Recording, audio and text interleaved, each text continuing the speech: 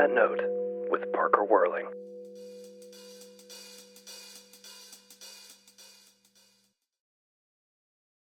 I'm sitting here with Idris French on That Note podcast. Thanks for joining me, man. I appreciate you coming on.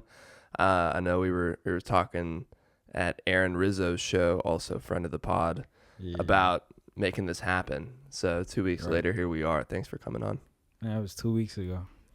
I think so, something like that. I don't know. Time doesn't make sense anymore to me. It felt like last week. It really might have been. It could have been, but yeah, great show, by the way. Aaron crushed it. 1,000%. Packed out aisle 5.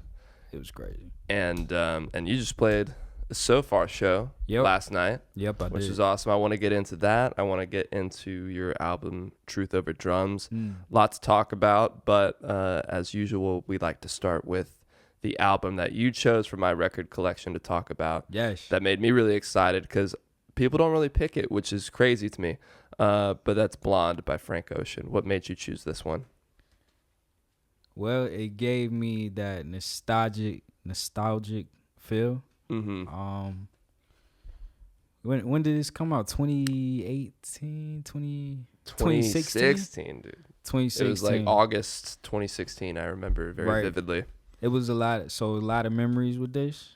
So this was a release that wasn't announced, right? It was just a drop. Like, he just dropped it. Yeah, because remember, he put out an album, Endless, 2 days before that. Okay. It was like I think that was some people knew he was going to put out an album, so he put that one out. And I think people were kind of like, this is kind of weird. I don't know about it. And then he put out another album 2 days later and was like, psych, this is the real one. Because he got out of his record deal with the Endless one. And I think the record label didn't even know he had like another one ready to go, which was Blonde. And he knew that would be a bigger album. So he put out that first one, Endless, and then 2 days later put out the real one. I had bought this on iTunes. Mm-hmm. I bought this album on iTunes.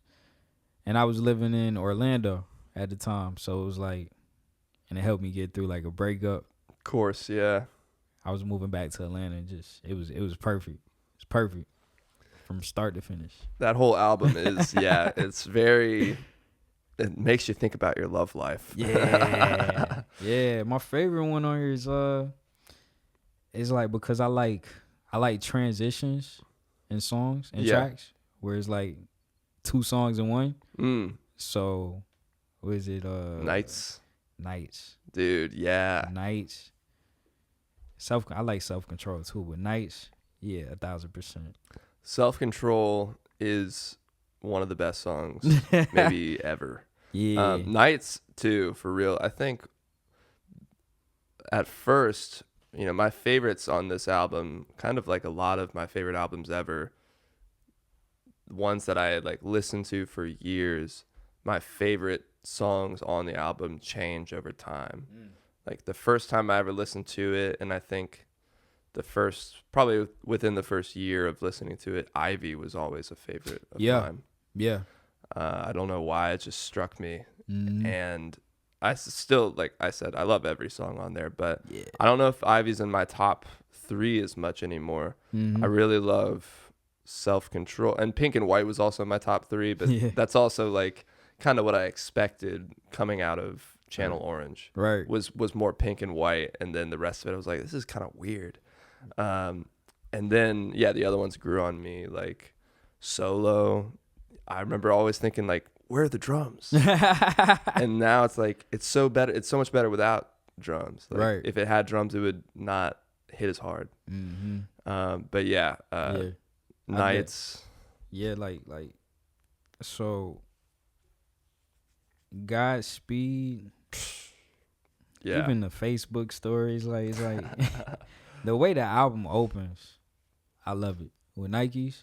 Yeah. It's like, I love it. And it's like, that's what I would want my music to sound like, or my stuff. And I feel like I haven't done that just yet. But this album was like perfect, and it's like, I feel that it can go down as a timeless project, kind of like Miseducation of Lauryn Hill. But everybody has their own opinion. Do you think we're ever getting a new Frank Ocean song or album? If we don't, he did justice with this. That's a great way of putting it. Yeah, absolutely.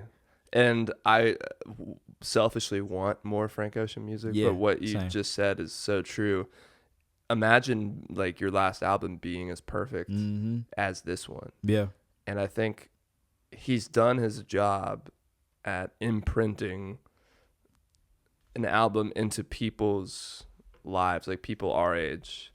Like, I don't know anybody, I'm sure there's a couple people, but most people I know who really are into music, like Frank Ocean was a huge part of their lives when it came out. Yeah. And this album was a huge part of their lives. And now it like is nostalgic, like you said. Every time I hear that album, I think of like my first year in LA. Like it came out, I think, a year after I moved to LA. Exactly. So you were in LA when this came out? Yeah.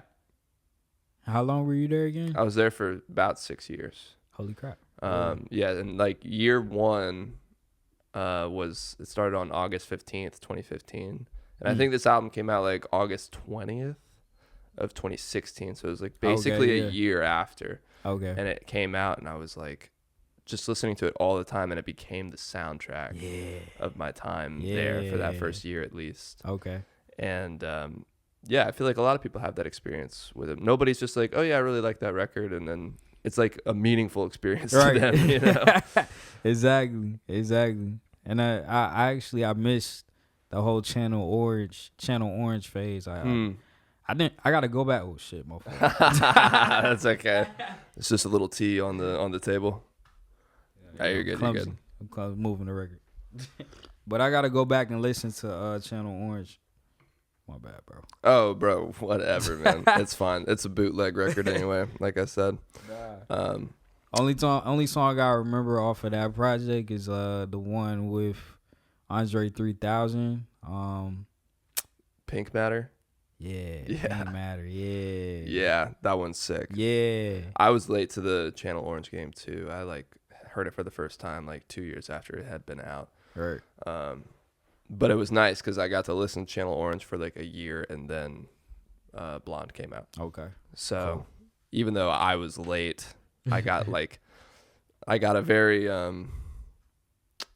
unrealistic experience of Frank Ocean being like, oh, I get a new Frank Ocean now and a new Frank Ocean next year, and now it's been 9 years since anything. Dang, it's been 9 years. I didn't even guess realize so. that. It'll be 9 years at the end of August, because 2016, 2025 now. I mean, he put out a couple singles after, like, what is it? The joint with Tyler the Creator and Jay Biking. Yeah, Biking. I love that. Yeah, that song is sick. I love that. Biking, Lens. Yeah. What was the huge one? Chanel. I like that too. Awesome. Yeah. I yeah. love his music. I love his sound. I would like to be like an artist like that though. That doesn't release all the time, but when they do release, it's something amazing. Yeah. But it's so hard when you don't have the fan base. Yeah. It's like, man, I got to keep dropping so they know me. Yeah. I mean, it feels like you're in a hamster wheel sometimes. Right. But I feel like at the end of the day, if you do what you want, then the authenticity will show through, and people really can connect with that. So even if that means, you know, 1 or 2 songs a year, if you put everything into them and you are very intentional with it, I think people will rock with it. But it is hard to know what to do in the state that, you know, we're in, right? As opposed to being a Frank Ocean, you know, prolific everything. But let's get into Truth Over Drums. Your album came out September 4th of last year, so it's been some time. Usually, you know, I have people on and they've just released a project, so these things are very fresh to them. Right. But it's cool to get somebody whose perspective on their newest music is a little more distant, because I think our perspective on our own songs change over a longer period of time. So what are your thoughts on this album now that it's been a good few months? Has it changed at all since when it came out or when you were working on it? It definitely has, but so the project was actually done 2020. It was done in 2020. And I just added a couple more songs to it. It just wasn't to the place of the perfection I was searching for. But I was working in collaboration with people, and so that slowed up the process a bit. And when it finally came out, it came out because I said I just have to release this. I'm not able to sit with this no longer. It's just been in the vault. It was supposed to come out before all the other stuff. And I feel that I did a disservice to people that listen to me because you were supposed to hear this first and then hear everything else and just see how I've grown. But yeah, it was a release that just had to happen. So the satisfaction from finally having it out wasn't what I thought it would be, where I'm happy, excited. It was just, all right, what's next? yeah, ready to move on. Yeah, because the project I released before that was Left Demos, Files, Tapes, Sessions. I feel I did a disservice to that project by releasing this project probably the next year after, and then really doing the promotion, like performing the music. So it's just been... For this one or the previous? I say both. Okay. Yeah, I've been doing a terrible job with that, but I plan on making those corrections with the next project. Yeah, that was one of my questions that I was going to ask you. I mean, I ask a lot of people, but what do you feel like are some of the lessons that you've learned maybe with this new album, Truth Over Drums, that you want to implement into the next one, but also just maybe in general over the years of putting out music? Because you've put out 4 albums since 2020, right? Yeah. Which is, I mean, that's a lot. You know, that's a lot of hard work. That's a lot of writing. And I can imagine that doing so much, you learn a lot about yourself. You learn a lot about how you want to move forward. Right. The first one was, so I remember when it was a time when it was difficult to put your music on streaming platforms. That was like a whole thing. It's like, okay, where do I go? How much do I pay? It was like TuneCore, CD Baby, I think. Right. And I was looking for loopholes, so I was just dropping singles.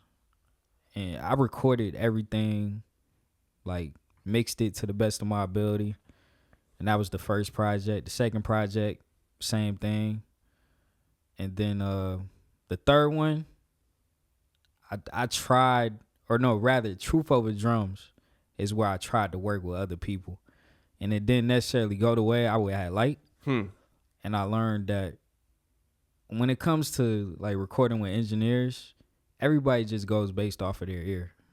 So I like my ear, and I feel like I got a good ear for music. So I need to record myself and just mixing. Like record the vocals. Record the vocals. And then I'll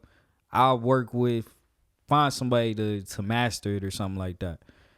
So it's like that's some of the things that I'm learning. Is like it's okay that I'm self-sufficient, but it's also okay to find some help, but it got to be good help. It can't be the people that I'm trying to be like politically correct sometimes. Like what I'm saying is I don't want to say anything to rub people the wrong way. But hey, say what you want to say, man. Call them out, name drop. Nah. It's like just this time around, I do want to collaborate more with the artists versus producers and engineers. It's like, I know so many dope people, talented people that why haven't I collaborated with them yet? And it's not with me not want to work with you. Sometimes I feel I don't have the material just yet to cater towards what we can do. And I'll just wait around. It's like anytime like you want to do a feature, just let me know. I'm ready to go with it. But it's been a challenge for me to do that. So definitely more collaboration this time around with the next project that I want to do. That's something I learned I got to lean on just to further push the agenda, but also the marketing. The marketing is the side that I lack. Like I got to get better. I got the merch Nice. right here. Yeah, what do we got here? Yeah. So this is the Truth Over Drums project. Right. It's like on the back, it's like Truth Over Drums. I don't want to. And is it Seven Son or XII Son? It's 12th Son. 12. Oh, okay. Yeah, I'm so that's the fucking Roman moron. numeral right there. The 12. That would be VII. Yeah, it's I didn't X. go to school. Yeah, but you can see. Oh yeah, on the back we got. Oh, that's sick. Yeah. Yeah. So building a team. This time around, building a team. So I got a creative director who helped me design this. Her name's Chelsea. She's dope. And then Kev, he's my music director. Oh, cool. Right. And I'm building the team more, so it's like I can do right by this project that I'm gonna start working on. Like I dropped the ball on 4 different projects. It's like, I gotta get it right. I know what you mean, but you didn't drop the ball. They're out there. You put them out. You put your heart and soul into them. It's marketing is the last thing that most musicians want to do or are good at. It's like it's tough. I mean, people get degrees, and that's like what they do for their job is marketing, and like that's like one thing we kind of need to do so we don't spend the time actually doing it, because that's not what we want to do. I mean, some people enjoy it more than others, but it takes a lot of it takes a lot more grinding than you think. Yeah. You make one TikTok and you're like, all right, I think it's time to call it a day. Right. But like there's so much that goes into it, unfortunately. So much. But there's also stuff you can't predict. It's not really a science either. Right. Like like doing shows, I get in a space where I feel that sometimes I'm not good enough, or I'm stagnant, and it just like I only had like my mom come to my show yesterday. That was it. I was like, damn, where everybody at? So I thought people, but I try not to get wrapped up in that, and know it's like I just got to continue to move in the way that I feel is right. And I said, regardless if it's one person or nobody, out there, I got to give it the same effort every single time. But it gets difficult. It does get difficult. So getting the reps in, though, you're out there, you're doing the performances, and that means the more you do that, when the performance, you never know which one is gonna have somebody that becomes a new friend, connection, whatever. Like you just never know who's in the audience, even if it's one person.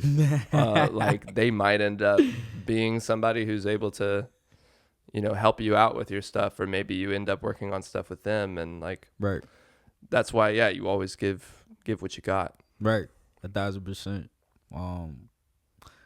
I say my favorite project was the first one I released, though. I know you didn't ask me, but I was like, I had something pretty similar ready to go. Yeah. So let's get into that. What about the first project? The first project is actually on SoundCloud, and I messed that one up because I tried to do something different, but that's neither here nor there because it's not there right now. But what makes it special to me, it was the first thing I released ever, so that was back when people didn't even believe that I could do what I'm doing. So that was 2016. Wow. Yeah. And just to see how far I have taken it, which, success is what I determine it. I'm proud of all the work because opportunities so far I did. That was probably my 6th or 7th so far show. And not a lot of people get those opportunities. But I know I stay ready. So when the call come, I'm a plug-in. I was a plug-in in my past 2 so far shows. Where somebody dropped out. Hey, can you do it? Of course. And I scramble and put a set together. Yeah. That's probably why my sets ain't been hitting like that to me. Other people like it, but I have a standard. So it's it hasn't been hitting for me. Yeah. But back then or now? Now. Okay. Yeah, back then, it's powerful. Whoa. It's because I just had more time to prep then. I was doing poems in between songs. I had stories. I had an idea. I was excited. But just doing it nonstop, not really taking a break, it became repetitive. It became almost lifeless in a sense, where I'm not. It feels like a job now versus like I'm happy to do this, which I love performing. That's my favorite thing. That's why I said this last performance I got coming up is gonna be my last one for a while. When is it? 28th, June 28th with Cool. Ash. Oh Soiree. yes, dude, that's right. Yeah, dude, Untitled Soiree, number 8. Yeah, dude, shout out Ash B. I need to get him on. That's where I met you. That's right, dude. Yeah, I've met a lot of people there. That's like, he's responsible for a lot of my friendships, like with you. I met James Lavender at a different event, but like other than that, most people I met from those soirees. It's kind of crazy. It is crazy. He needs to do more of them, but this is like the first one in a year, so I'm just stoked that he's doing it. Yeah, right. But yeah, I'm excited for that. That's June 28th, so that'll be pretty soon after this comes out. So if you guys are listening, show up. It's gonna be fun. Fire. It's you, Willow the cat, Jose. Yeah. Hold up. I just know. Oh, Carlos. Yes. Sorry. I thought you was about to name somebody else. Yeah. No. I wouldn't do that. But yeah, Willow the cat, Carlos, you, and then there's someone else who's not been announced yet. Yeah. But There we go. yeah. Well, we're keeping it under wraps. I actually have no idea. Oh, okay. I thought you did. That's no, I really don't know. I just start naming random people. And then Ash, of course, will be playing. Yeah. Looking forward to it. But yeah, I'm stoked to see you guys play. I wanted to ask about. I did some research and found your Voyage Atlanta. Oh shit! Interview. Okay. I was going into it, man. Damn. And I wanted to ask you, because there's a little quote in here. You said, at 23, I told my family during Christmas that I was going to pursue my music career professionally. And I just wanted to know, how did that conversation go? Yeah, that was that's funny though. At that interview, I was an asshole. I tried to be, but when I went back and read it, I'm like, that was actually still me. But yeah.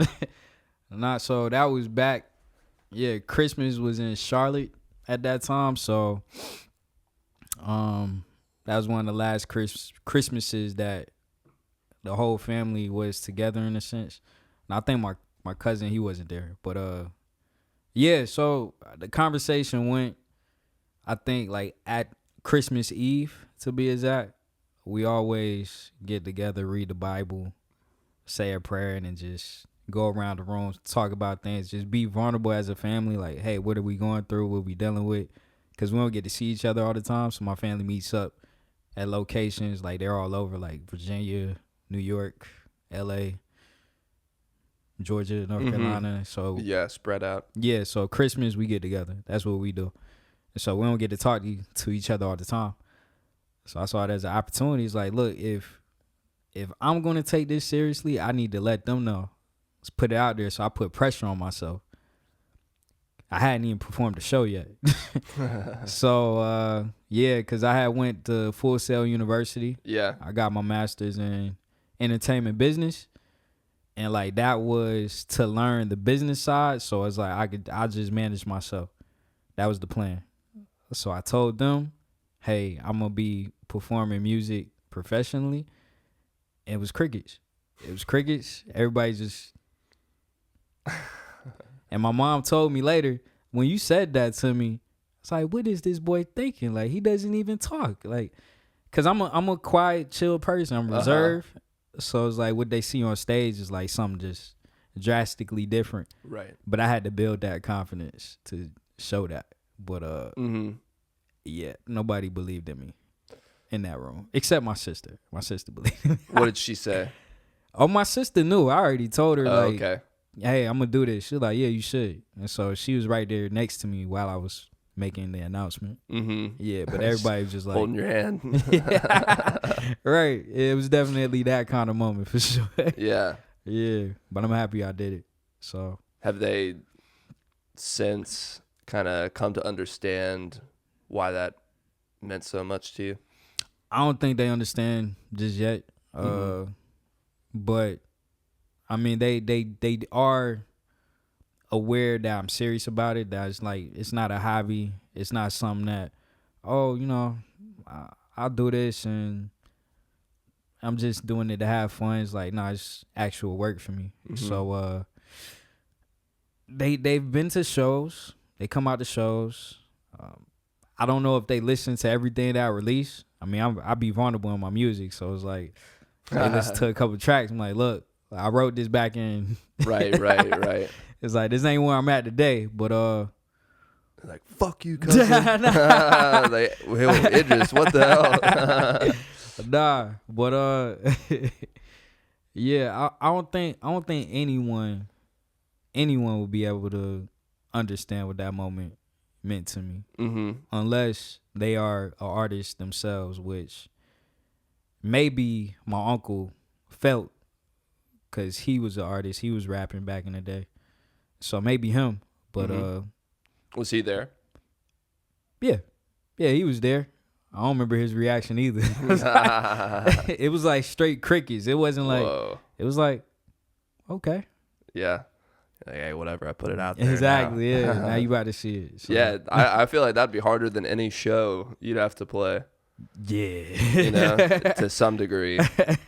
Just waiting to hear sure. anything, any kind of response. For all the judgment. Yeah. But here we are.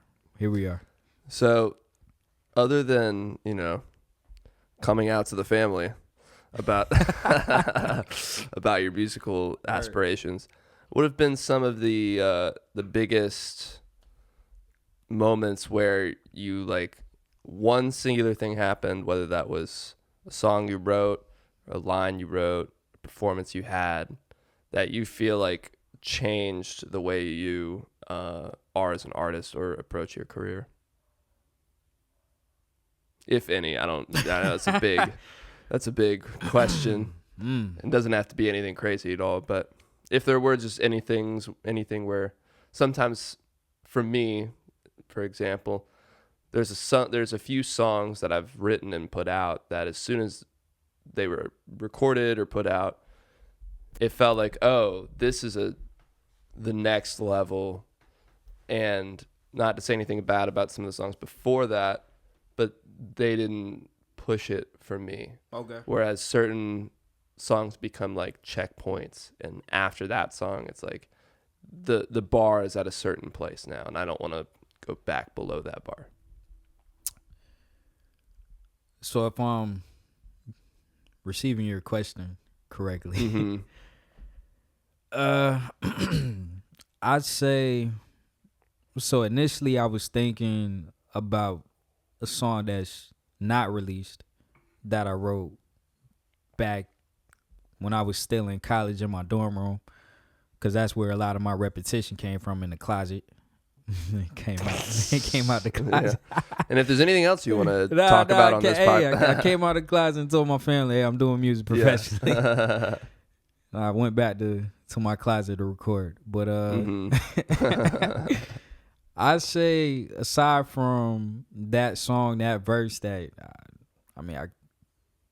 it was just, well, I'll just say that verse was just about being knowing that I'm an artist, I want to be an artist, and I'm starving for this. That was all where all the hunger came from, the excitement. I put in all the work in the beginning to be able to get it to where it is now, because I knew if I do that work in the beginning, that when I of course I didn't foresee myself being fatigued like I am, but when I get to this place, opportunities are still able to come because of all the work I did in the beginning, where people reach out to me. It's like, hey, you want to do this show? Hey, you want to come work on something? You want to come open up for me? Things of that nature. So I'm truly blessed. I'm grateful. But the song, I talked about this yesterday at the show. It's To The Top. To The Top was the one that I say pushed it, and I haven't even pushed that song yet, where I haven't sent it off to the radio, haven't sent it to get placed. I definitely feel it can do something more, just because of the things it's done in different rooms. it's just the YouTube beat, so that be holding me up. I'm like, yo, we gotta reprise this, you know. Yeah. So I'm working again with the band. Been working on that for. Well, Chris Hart was supposed to help me. No shade, Chris Hart. What the hell? Nah, he had left. He said he would still do it, but it's like it got complicated. That's why he moved to London. He was like, Katie, we gotta go. It's just trying to get me to record this shit. Oh man, he gonna hate that. Nah, nah, but I do plan on like still doing something with that, reprising it and marketing it and pushing it, because I feel like a lot of people have said that's the one, and it's been out since 2018. And it's still the one that people resonate with the most.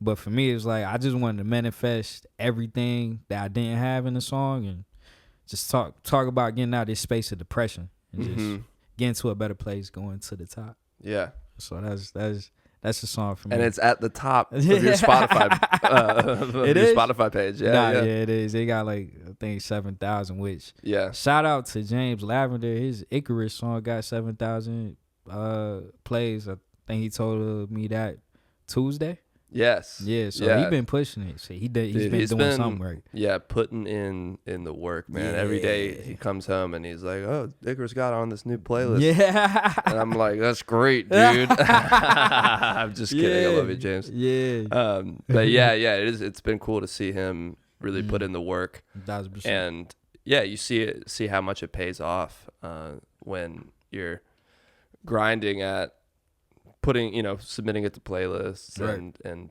putting, doing all the marketing stuff. And, I know sometimes I have like I don't want to say a love-hate relationship because I know it's important, but there's been so many times over the years where I've put in a lot of money or time into a photo shoot for a song or, like submitting to playlists and all these things.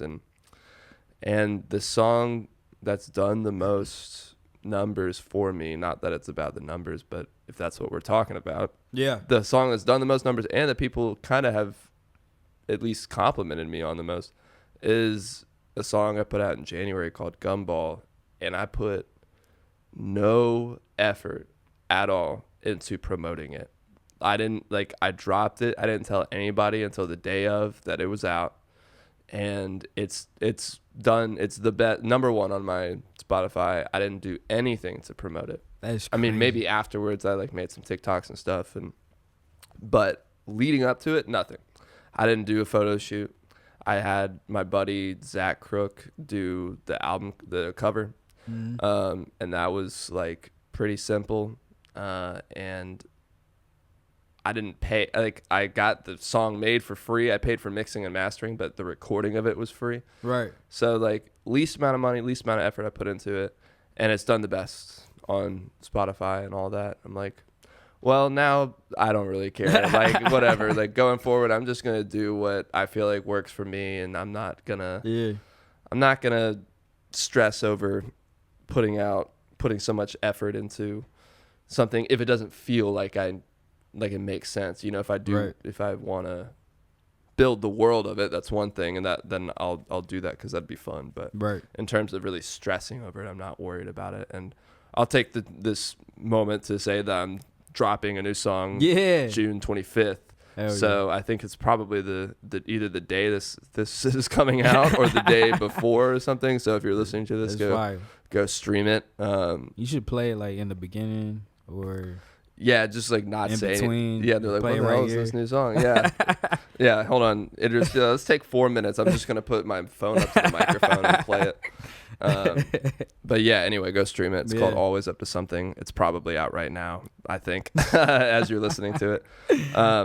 But yeah, dude, the marketing is so weird. And you make great music too. Thanks, man. I love your sound. Yeah, and I really do, because I think do you know Shannon? Shannon who? Smith. I don't think so. Okay.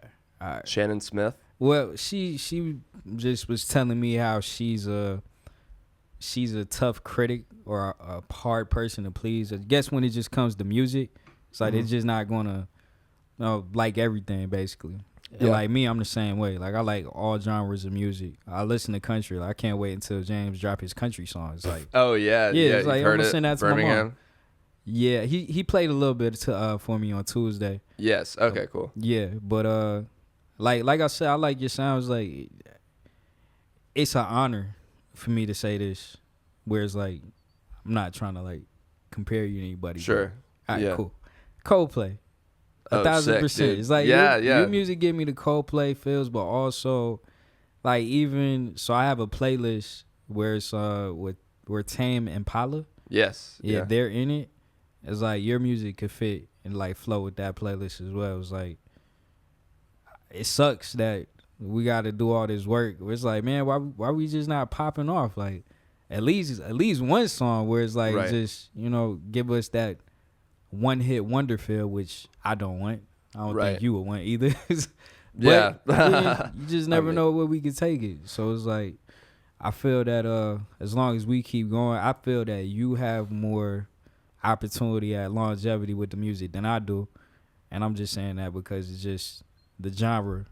You know what I mean? Like I feel like I'm in a young man's game, and you able to like your life in it is just longer. And that's just the real honest truth at it. So keep going. That's what I was saying. Well, yeah, I mean, I see what you mean, but you just never know, dude. You never know. I think authenticity is what people value most, no matter how old you are, no matter what you look like or what you do. Like, thankfully, I do acting as well. And something I love about acting is like, you don't got to be anything. You can be any age, any ethnicity, any gender, any whatever. There's going to be roles out there that you'll be right for because they're going to make stories about all kinds of people.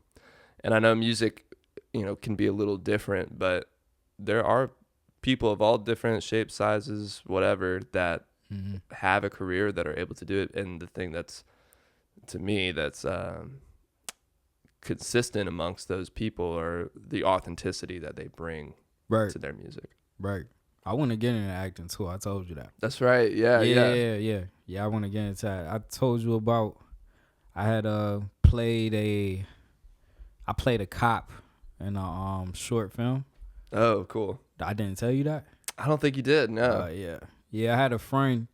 He acts, and I also told him that I want to get into acting. So he hit me up randomly. And was just, hey, you want to be on set? I'm not really putting two and two together. Do you want to be on set? Do you want to be on set, be a cop? I'm like, yeah, like, just let me know, whatever. And, like, what I got to wear, where I got to be. So he's like, yeah, go to his location, be there at 4 o'clock, whatever, all black. So I'm like, okay. So I pulled up to the location. I just got off work, and I'm at a park. So I'm thinking I'm about to be outside and just do a quick shot. And then leave, be like an hour, 2 hours. So I told him, I was like, hey, I'm here. He's like, yeah, this is shuttle. We'll send a shuttle to pick you up. I said, shuttle? Whoa. Yeah, so I was confused. So I left my car. They picked me up, brought me to the house. He's not even there. And I'm with all these strangers, and I'm just like, how did I get myself in these crazy situations? I don't ask enough questions. So I'm sitting there, and like 2 hours pass. But I did a couple. I had 2 scenes. I don't know if they're going to use them, but I was a cop, so I think they will. But the actors that I was working with, they were really good. Can't remember his name, but the way he fell to the ground when I took him down was amazing. It's like, man, I don't think I could put my body through that. It's like, right. That's commendable. And it was like we did a rehearsal scene, and then it was like we did like 3-4 times. I'm like, man, you hitting the floor hard every single time. Me, I went home later that night with a bruise on my knee because I'm like, man, it's hurt. Like, I don't know how you keep so I need a knee pad or something. Yeah, he's like out cold on the fucking bed. Right. But I don't know. 3 Tylenols in. I don't know the whole, I don't know the name of the movie. I mean, I just filled out some contract or something like that they sent me, or agreement, I guess, to not get paid for what I did. I mean, because it's like, I didn't even know, like, it was the last second, which I'm completely fine with not getting paid for Yeah, I mean, saying one line. acting's a lot like music too. It's like, hey man, you start, you don't get paid usually, but then eventually, you know, the more you do it, you start to get into projects that will pay you, and then you know you've set that bar for yourself at that point, and you know that's just how it goes. You pay your dues. I think I could do it. Yeah, dude, hell yeah, that's sick. Let's do one more question before we go to the last 5. Where you know I was impressed by looking back at your Spotify, and you've had 4 albums that you've released, as well as just other singles and stuff on SoundCloud as well. So that's a lot of material that you've released.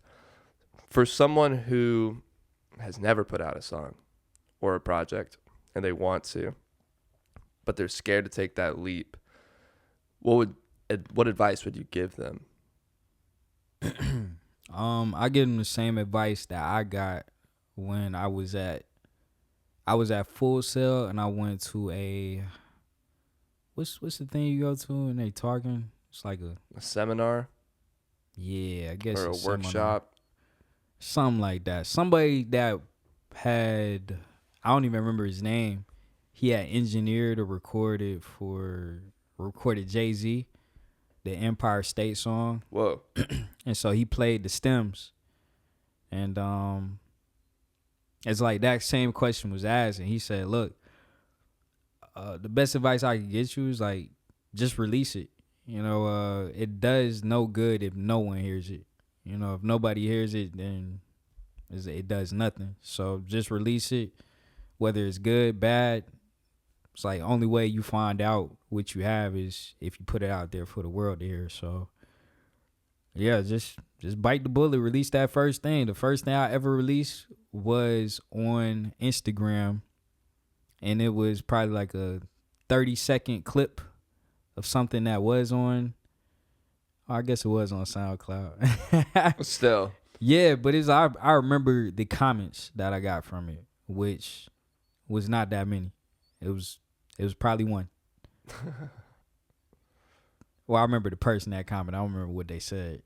But it was a leap of faith. You gotta take that leap of faith. It's like it's a completely vulnerable feeling where you open yourself up. You don't know how people gonna react to it, receive you, cheer you on, or like, yo, you garbage. Like, you don't know what you're gonna get, but just be clear about what your goal is. My goal was, I want to get better. It's like, I want people to tell me I'm not good. It was like, okay, what I need to work on, because I'll go and work on that. But over time, it's like me, I stopped. Like, not a lot of people tell me what I got to work on. I'm like, man, this cannot be it. I know there's something I got to get better with. It's like somebody got to tell me. Yeah. So making sure I got those people around me that are being true and really want to see me thrive. Totally. So just release it. Just release it. That's always what it comes down to, man. You're the only one standing in your own way, and the first one's the hardest. Once you do the first one, everything else is a little bit less pressure. SOS. Yeah, that was my first one. SOS. Go stream it. Or don't. Idris is shaking his head. No, please. Yeah. We'll go stream Truth Over Drums instead. Or anything really. They're all great. But let's take it over to the last 5 here, where I'm gonna bring out this magic bowl here of different questions. So mad about that. I got it hiding in the back. So you'll just pick out 5 questions here, and then we'll be done. You can do one at a time. Yeah. Yellow, my favorite color. Yeah, there you go. Yeah, when NJ was on, she picked all pink ones. Damn, for real? Yeah, pretty much. I gotta switch it up. Nah. She might have switched it up. I can't remember, but she went for the pink a lot. I read the question, you answer it, or? No. You read the question, you answer it. Oh, damn, my fault. No, it's okay. Unexpected musical influence. Unexpected musical influence. Man, unexpected.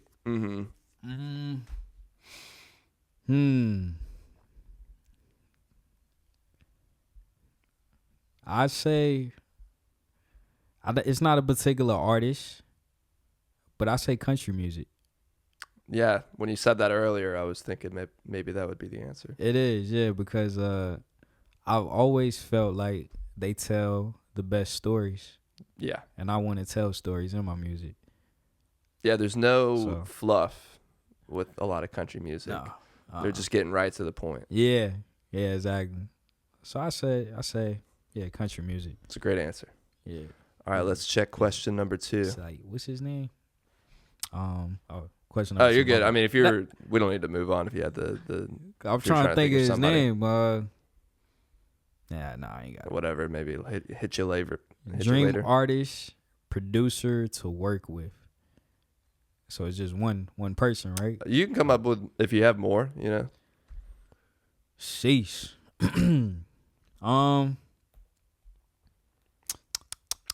I say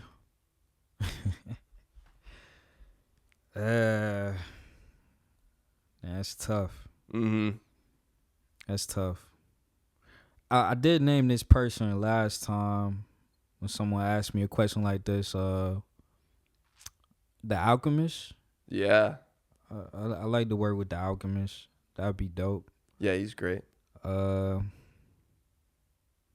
Definitely Andre 3000 as the rapper. Right. Not the woodwind player. Nah, exactly. The flautist. Yeah. Coldplay. That's crazy, dude. 2 Coldplay mentions. Yeah, Coldplay. I mean, I wanna go to a Coldplay show so bad, but it's like they do a bulk of their shows out the country. Right. From Yeah, what they're I've like seen. a worldwide Yeah. act. I got to see them 2 times way Holy back crap. in the day. One time they played Music Midtown. They headlined Music Midtown. When was that? 2011. I was think. way too young. Right. And then I What? saw them again in I ain't had no money. 2013. Yeah. I think it was 2013. And they played at Phillips Arena, Yeah. and it was insane. It was like one of the best shows I'd ever seen. Mm. They went so hard on all the theatrics of it. Everybody got a light up bracelet, and they would all light up at the same time and go crazy. And Right. I knew like every word to every song. That was cool that you said, you know, my music kind of reminds me of Coldplay. That some things you can't run away from. Yeah. Like that was exactly. like my first favorite band. Right. Other than like the stuff like at least personally, like Mhm. I had favorite bands that my parents introduced me to really young, but as like a band I kind of seeked out, they were my number one for a very long time, and Right. I knew like every word of their songs when they played live. It was an amazing experience, but I don't listen to them as much anymore. I put them on the other day, and I was like, dang, yeah, this shit still hits. Yeah, it was the the song Yellow. Yeah. Yellow. That's the album, right? The album is Parachutes, but Yellow is on that. Yellow, yeah. Yellow. It's another song on there. Somebody had performed that as a cover. But it was just beautiful. I would like to make beautiful, meaningful, feeling music. Mm-hmm. So, yeah, Frank Ocean, Tyler, the Creator. Totally.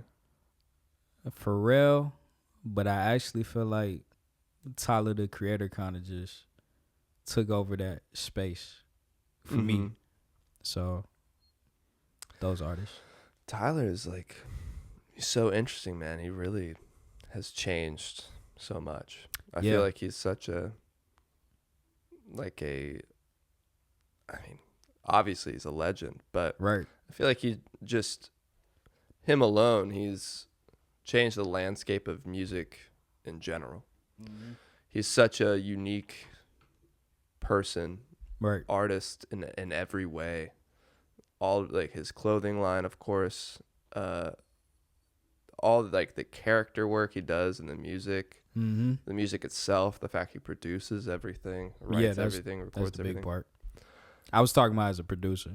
Right. Yeah, of course. I'm just thinking like how prolific he is, even outside of that. Yeah, like, he's. I mean, you know, it's kind of like Kanye. I know it's like you know, Voldemort on sometimes You to some see, people mentioning I him. feel the thing with Kanye which I was just speaking on. My bad to interrupt you. No, you're good. And the thing with Kanye, I was just listening to his project. I think he should have stopped after graduation and not released anymore.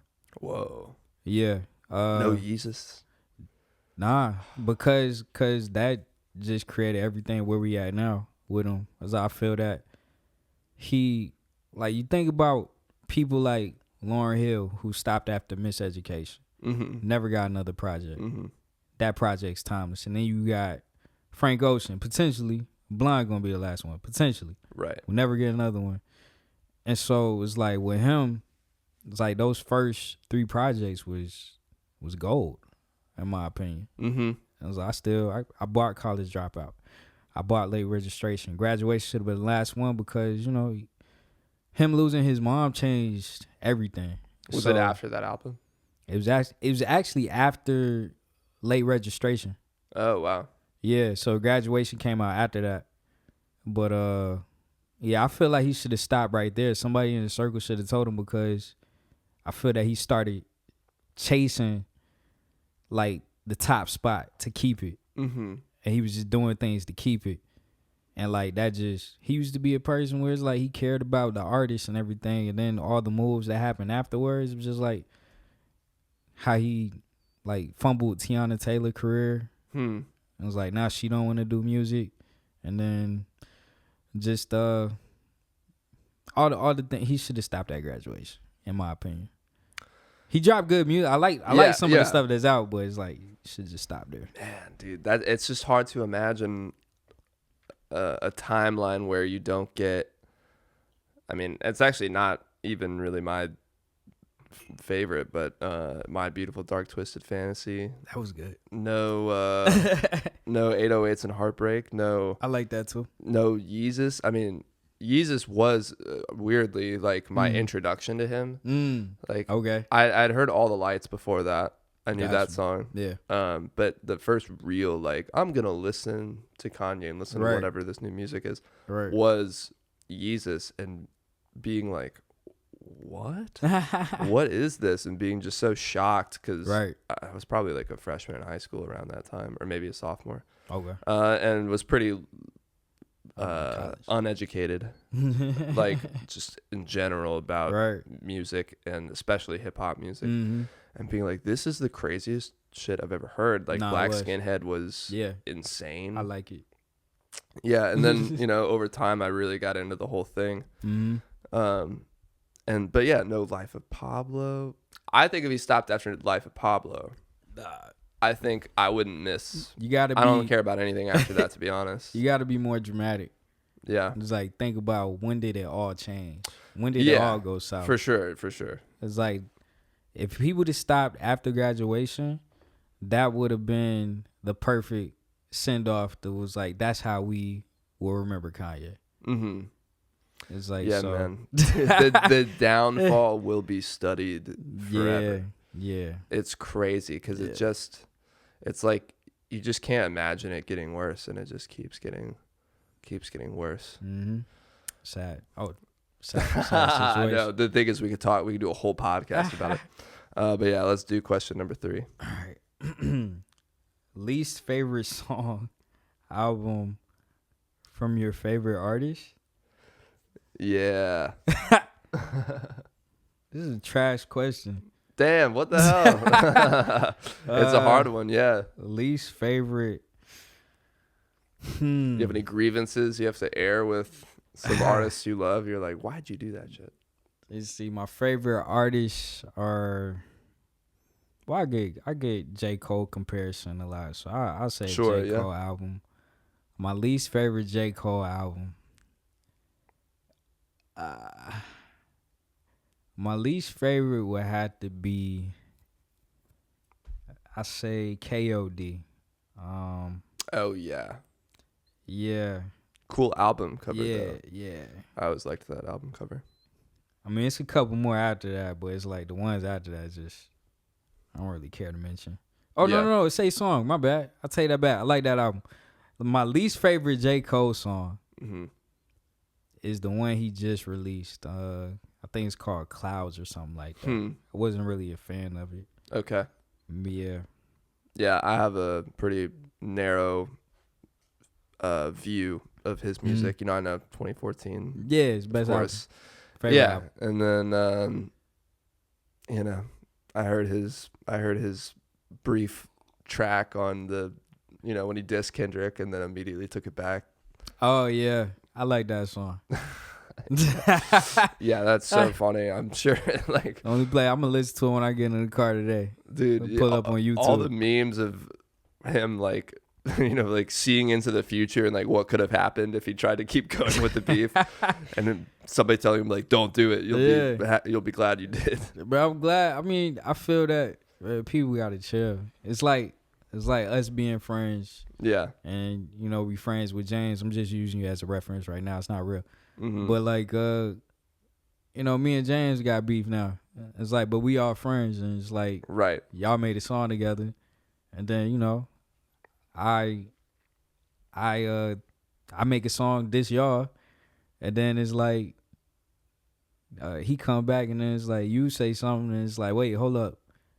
I didn't know this was real. I thought we was just messing around with playing. Right. It's like, nah, this real what we got going on. I feel like that's what happened. But you know. Yeah. Well, y'all do have beef. And James, why don't you come out here and we'll settle it right now. I know he's not here. Yeah, no.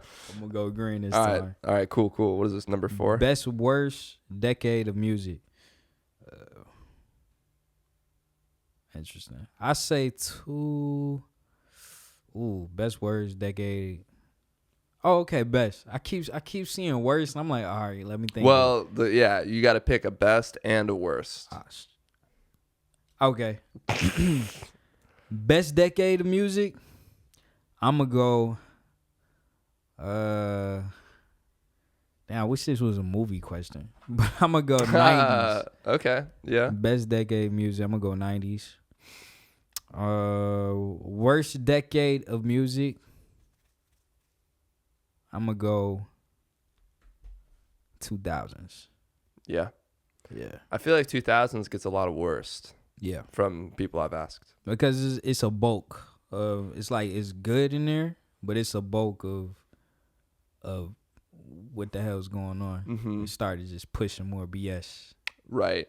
Yeah. Very like, I don't know how to describe it, but there was something very corny about 2000s music, like on the radio.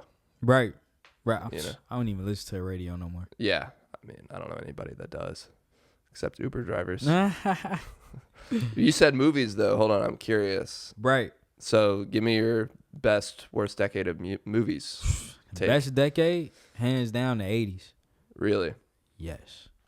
I love 80s movies. Okay. Oh, that's right. Yes, we had this conversation. John Hughes exactly. movies, yeah. Yeah. The worst decade, I'm going to go 2000s. Okay. Yeah, dude, 2000 needs to fucking pick up the slack. The problem is like where we at today is like when it comes to the conversations about AI. It's like I feel like the more advanced we got, the less creative we become. Like even with the movies, with the whole CGI and things of that nature. Back in the 80s, I feel like they depended more on the writing and the concept versus the picture. It's like, but it just made great quality, in my opinion. Right. So, yeah. Yeah, we get a lot of things that are just all the money, all the budget goes to the CGI or things like that, where, I don't know. Yeah, I'm not a Marvel guy. I know that's not. Oh, that's cool. They dropped the ball. Yeah, I mean, whatever, dude. Like, I'm just not really like into superhero stuff much. I mean, the classic like olive branch is The Dark Knight. You know, I mean, that movie's awesome. Nah, 1000%. But other than that, I'm not really like watching superhero movies like that. I don't like the new Batman, but you didn't like it. Nah, the Penguin Robert was fire, Pattinson. People loved it. Yeah, I didn't watch that. I kind of actually liked the new Batman, but I saw it in theaters once, so I don't even really, and I don't really remember it. Right. But Robert Pattinson's like the man, and Zoe Kravitz is hot as hell. I did see him act in this movie called Mickey 17. Yeah. Yeah, I was actually pretty surprised. Like, it was like, what'd you think? I liked it. That's why I was surprised by. I was like, I thought it was all right. Yeah. I mean, feel it wasn't like I'm the one person that didn't really love it. I know a lot of people that loved that movie. Well, I love wouldn't be a word I use, but Okay, it was fair enough. entertaining. It was entertaining. Yeah. Yeah. I think I love that director so much. Okay. Who's the director? I missed His that. name's Bong Joon-ho. He did that movie Parasite. Oh. Did you ever watch that? Maybe.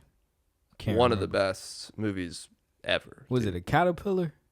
My bad. Now different movie. No. It's a Korean film. Got you. And it's about like a poor family and a rich family. What was that movie you told me to watch again? I forgot. It was from the 80s. It was like from the 80s. Yeah, you said it was a good film. Damn. Oh no. I will talk about it later. It was okay. Yeah, we'll talk about it off. What's on your musical rotation? Yeah, number 5, last one. Little Sims. Cool. Yeah, new album. Yeah, Lotus. I like her voice. She's on my musical rotation. I do have SMV. I made a playlist. I told you Tame Impala. Mm-hmm. What is it? Politics and Violence. Who sings that? Can't think of their name. That's the song. Dominic Fike or something. Dominic like Fike. That's a person? Yeah. Yeah, Dominic Fike. Like, Politics and Violence. Yeah. Yeah, right now, so what's in my musical rotation is music that has feeling, because that's what I want to create in my music, where it's like transitions and things of that nature. Mm-hmm. So, yeah, will you be ready to work on something? Will you be ready to work on something? What do you mean? Well, I don't know, like collab and work on something. Oh. Yeah. With Dominic Fike? No, with me. Oh, dude. Yeah. I was like, wait, what are we talking about right now? Nah. I thought that was like a song. Like, will you be able to work on something? Just something's like just transitions. Yes, yeah. Yeah. Oh, okay. Yeah. I thought you were talking about musical transitions, because we've talked about how my you bad. like those. Yeah, Okay. yeah. We're on the same page now. I got Yeah, you, dude. yeah. Of course. What are we talking about? Of course. Yeah. But yeah, dude. That's been our time on that note. Idris, dude, thanks for coming on the pod. Everybody needs to go listen to Truth Over Drums. Thanks for having Go me. watch come see you at Untitled Soiree number 8. Number 8. June 28th, which should be right around the corner as this comes out. Right. And go stream Truth Over Drums. Hell yeah. Idris, thanks for coming on. Thanks for having me. On that note, with Parker Whirling.